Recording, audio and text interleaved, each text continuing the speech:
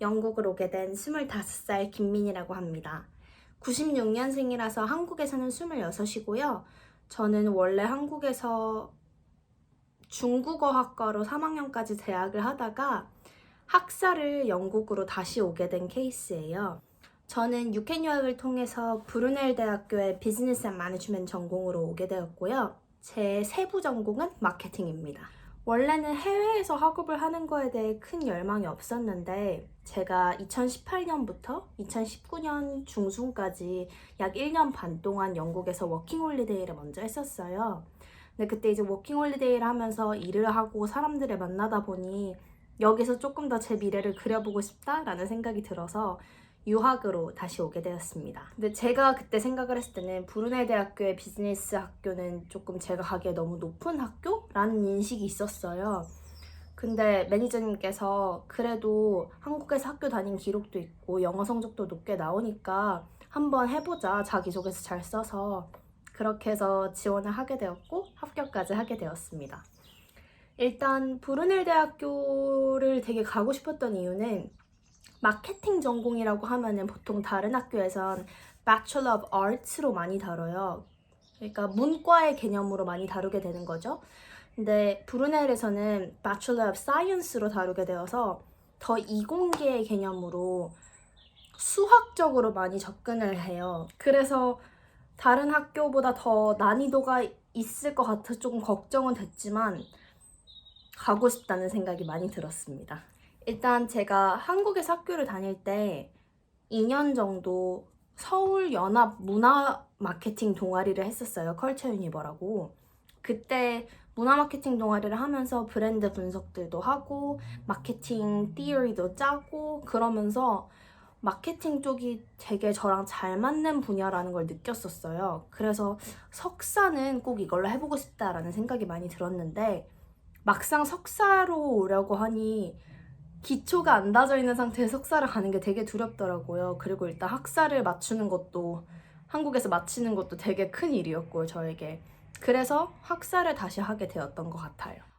일단 1학기 때는 4과목을 들었는데요. 하나는 Introduction to Management Inquiry, 그 다음 거는 Managing Information with Technology, 그리고 세 번째 거는 Introduction to Accounting, 네 번째 거는 Interactive Learning Skills and Communication. 이렇게 4과목이었고요. Introduction to Management Inquiry는 시험 보는 과목이 아니라 과제로 대체되는 과목이었어요. 그래서 한 학기 내내 사업계획서를 작성하는 거였는데 주당 4시간짜리 수업이었고요. 조별 사업계획서 작성으로 시험 대체되는 과목이었어요. 그래서 저희 조는 3달 동안 47페이지? 그 레퍼런스 포함해서 47페이지 정도의 분량을 해서 냈고요. 조별 과제를 되게 좀 좋아하시는 분이고 사람 만나는 거 좋아하시는 분이라면 되게 재밌게 할 수 있는 과목인데 분량이 진짜 많았고 그만큼 조사 능력이 되게 요구되는 과목이었어요. 제 최종 성적은 A였습니다. 이거는 IT 과목이었는데 통계 소프트웨어를 배웠고요. 그 소프트웨어를 아예 다뤄서 소프트웨어가 통계를 해주는 그걸 배우는 거였고요. 그리고 실제로 통계를 계산해야 되는 과목을 배웠어요. 난이도는 제가 봤을 때 별 4개? 별 5개가 제일 어려우면 되게 저는 조금 어려웠던 과목이었어요. 중간고사까지는 그냥 IT만 배우고 소프트웨어만 배워서 되게 할만했는데 기말고사 때는 실제로 통계를 계산을 해야 돼가지고 저처럼 수학 능력이 조금 힘든 분들은 어렵게 느끼셨을 것 같아요. 저는 많이 어려웠어요. 이것도 주당 4시간짜리 과목이었고요. 이것도 최종 성적은 A를 받았습니다. 그리고 Introduction to Accounting, 제가 한국에서 제일 걱정하면서 왔던 과목인데요. 회계학 과목이죠. 난이도는 별 5개였어요. 진짜 어려웠어요. 진짜 어려웠어요. 이거는 다른 과목들이랑 다르게 추가 수업이 있었어가지고 주당 6시간짜리 과목이었고요. 제가 1학년으로 편입을 한 개념이라서 파운데이션을 듣질 않았어요. 근데 저랑 같이 수업을 들은 친구들은 이미 파운데이션에서 회계의 기초를 다 하고 와가지고 기본적인 회계에 대한 부분은 교수님들이 되게 훅훅 넘어가시더라고요. 당연히 알 거라는 가정하에. 그래서 따라가기가 초반에는 조금 어려웠던 과목이었고요. 열심히만 하면 되게 잘 따라갈 수 있었던 과목이었어요. 하지만 정말 난이도는 높았다는 거. 그래도 1학기 때 제일 성적이 높게 나온 과목이었어요. 회계학이. 이 과목은 A 스타를 받았습니다. 그리고 마지막 과목, 1학기의 마지막 과목은 Interactive Learning Skills and Communication. 이거는 토론하는 수업이고 에세이를 제출해가지고 시험을 대체하는 과목이었어요. 난이도는 별 3개? 이거는 주당 3시간으로 제일 짧은 과목이었습니다. 에세이랑 리포트 쓰는 방법을 계속 익히고 최종 기말고사 성적 대체로 에세이 5, 6페이지 분량 정도를 써서 내야 됐었어요. 그래서 수업 시간에 되게 다양한 환경이나 정치 문제에 대해서 토론을 많이 했고요. 네. 그리고 이제 2학기 때는 3과목을 들었는데요. 하나는 Organizational Behavior and Analysis, 그 다음은 International Business Environment, 그 다음은 Principles and Practice of Marketing.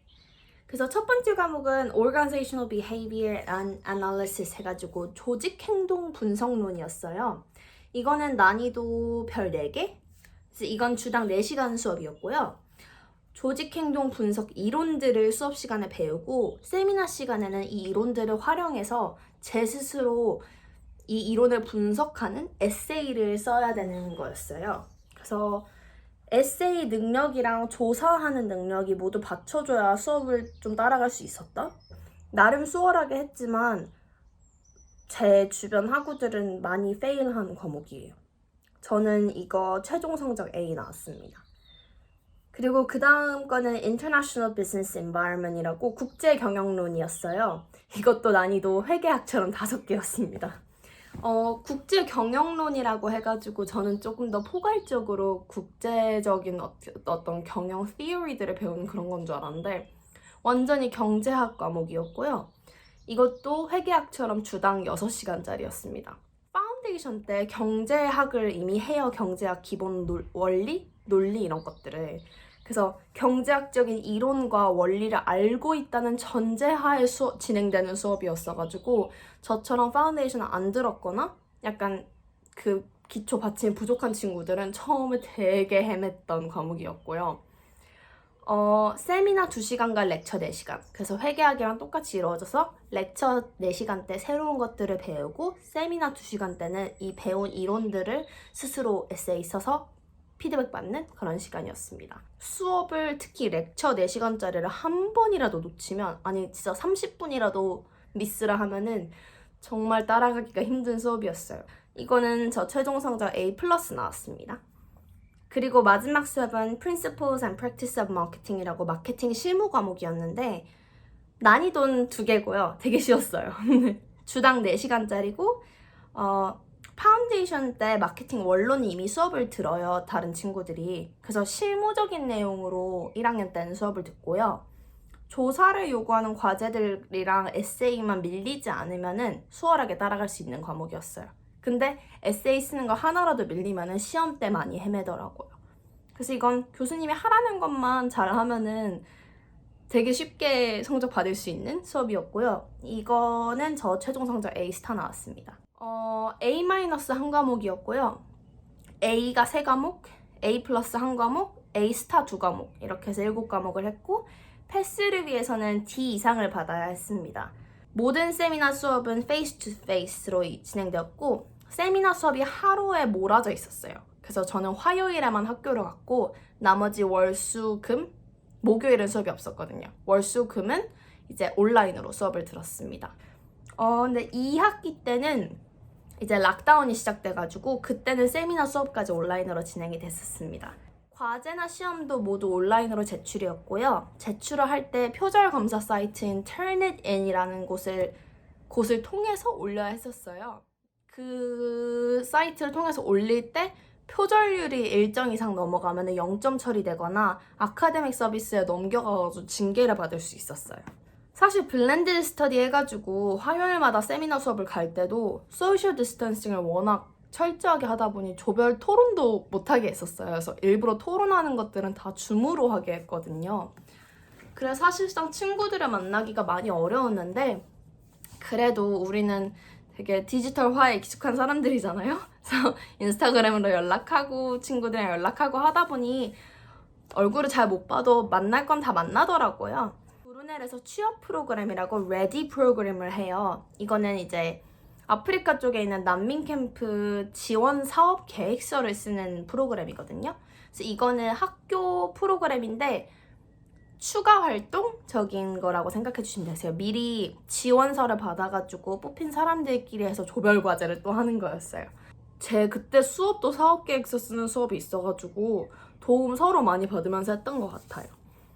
네, 저희 콜리지에서 진행하는 스튜던트 암바사더 학생 대표단 그것도 2번 정도 했고요. 학생 대표단을 할 때는 이제 새로운 학생들이나 기존에 있는 학생들 수강 신청하는 걸 도와주는 거였어요.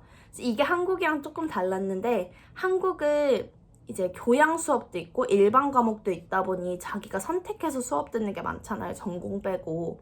하지만 영국은 교양 수업이 없기 때문에 1학년부터 졸업할 때 3학년 때까지 들어야 되는 과목이 정확하게 나눠져 있어요. 그래서 그 수강 신청을 저희가 학생 대표단이 도와주는 거였어요.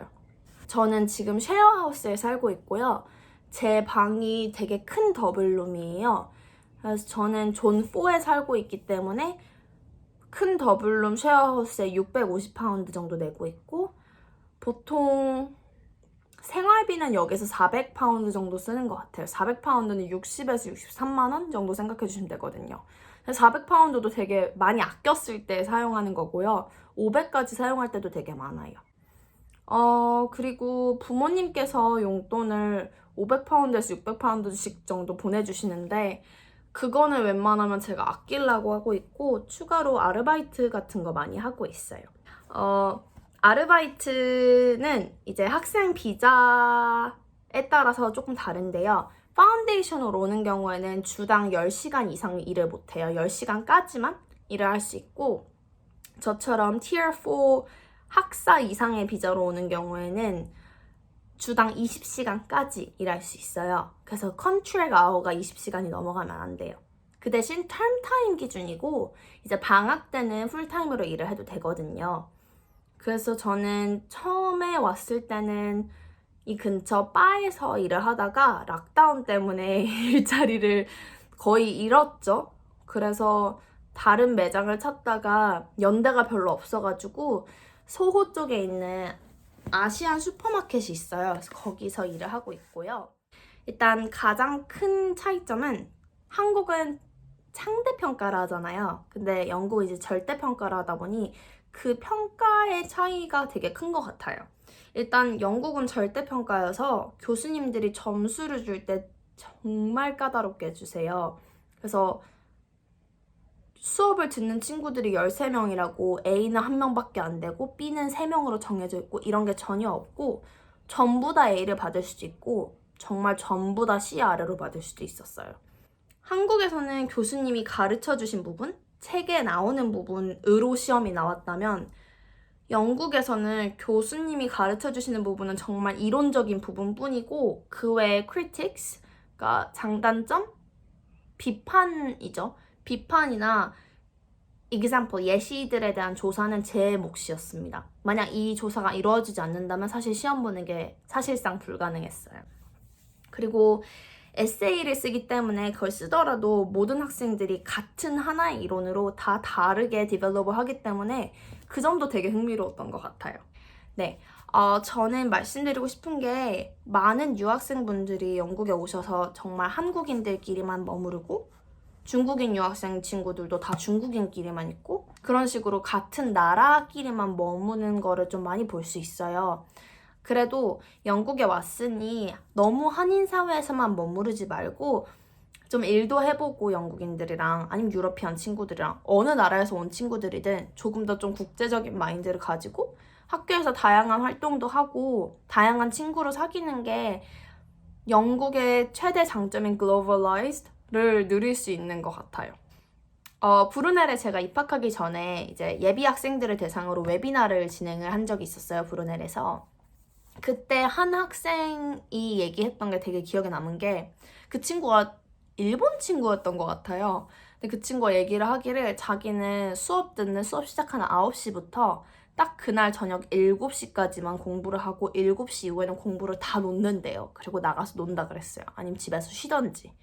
근데 이게 되게 단순한 말인 것 같은데 시간 관리라는 게 정말 좀 힘들잖아요. 저는 되게 좋았어요. 그래서 저도 영국에 와서 그런 방법으로 공부를 좀 많이 했거든요. 딱 몇 시까지만 정해놓고 이 시간 이후에는 공부 안 한다?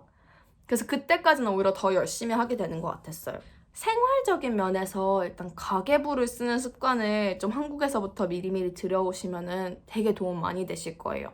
일단 교통비도 혼자 내야 되고, 만약 스튜디오를 구하신다면 집세도 내야 되고, 전기세도 내야 되고, 물세도 내야 되고, 가스, 인터넷 다 스스로 내야 돼요. 이제 그럴 경우에 내가 어느 정도 정해진 돈이 있고 어느 정도 돈이 어떻게 돌아가는지에 대한 이해가 없다면 정말 돈을 펑펑 쓰게 되실 수 있거든요. 그래서 지금 현재 희망하고 있는 분야는 퍼포먼스 마케팅 분야이고요.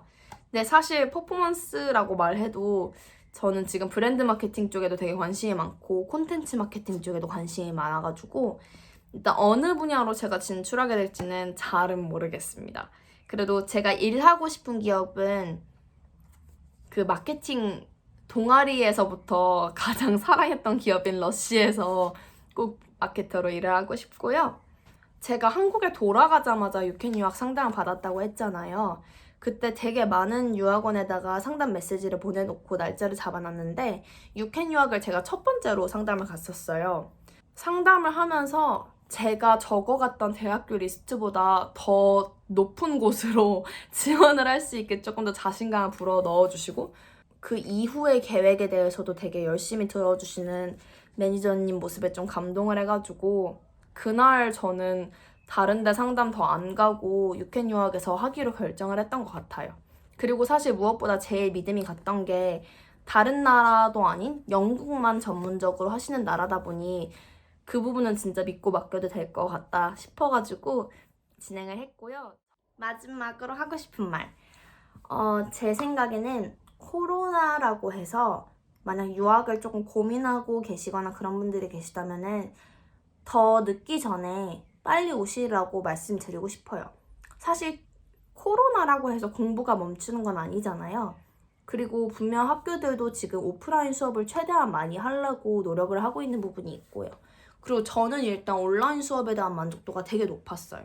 저는 정말 교수님들의 도움을 많이 받았고 되게 1대1 피드백도 진짜 많이 받았어가지고 오히려 온라인 시대니까 그만큼 더 가까운 피드백을 할 수 있었던 것 같아가지고 또 하고 싶은 말은 저도 이제 24살에 대학교를 다시 지원하면서 아 진짜 늦은 거 아닌가, 석사로 가야 되는 걸 내가 지금 좀 실수하고 있는 거 아닌가 라는 생각을 많이 했는데 진짜 학사로 다시 오길 너무너무 잘한 것 같고요. 항상 공부에는 너무 늦은 건 없다는 거 말씀드리고 싶습니다. 저는 중국어랑 영어를 전공하면서 아 내가 하고 싶은 게 이게 아닌데 라는 생각을 정말 많이 했어요. 근데 요즘은 공부를 하면서 정말 그래 내가 이게 원했던 거지? 라는 생각을 매일매일 해요. 그래서 하고 싶은 거에 늦은 건 없으니까 언제든 하고 싶은 건 꼭 하세요, 여러분. 안녕!